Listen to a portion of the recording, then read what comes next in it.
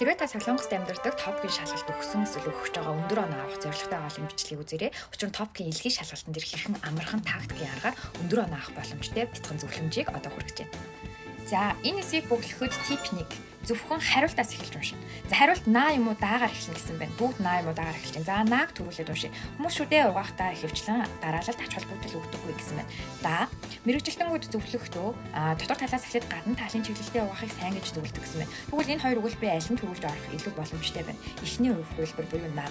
За, тэгвэл наагийн дараагаас юу төрүүлж орох? Би гэхээр га юм уу рааг уншина. За бүгдээрээ гааг уншия. Гэсэн ч хүмүүс шүдээ угаахтаа дараалалт харуулж угаах нь сайн гэсэн байна. За тэгвэл энэ шууд наагийн дараа орох боломжтой хувилбар мөн байна. Тэгвэл зөв хариулт 1 гэсэн үг. Бусад хариултыг юусоо харах шаардлага байхгүй. За энэ мэдчлэн та илгийг хийхдээ цагаар хэмнээд дараагийнхаа зүйлсийг хийх урт үеийн уншаад бүглэх боломжтой байдаг гэсэн. Тэгэхээр саяны бичлэгэн дээр харсанчлан та топгийн шалгалт өгөхөд заавал бүгдийг мэдэх ямар ч шаардлага байхгүй. Тактикийн хідэн зүйлсийг мэдчих ятал болдог гэх юм. Тэгэхээр 3 сарын 11-ээс 4 сарын 11-ний хооронд 1 сарын хугацаанд онлайн тактикийн сургалт зарлагдсан байгаа. Та хэрийн сургалтанд суугаад өөрийн хүссэн өндөр оноог авах бүрэн боломжтой шүү.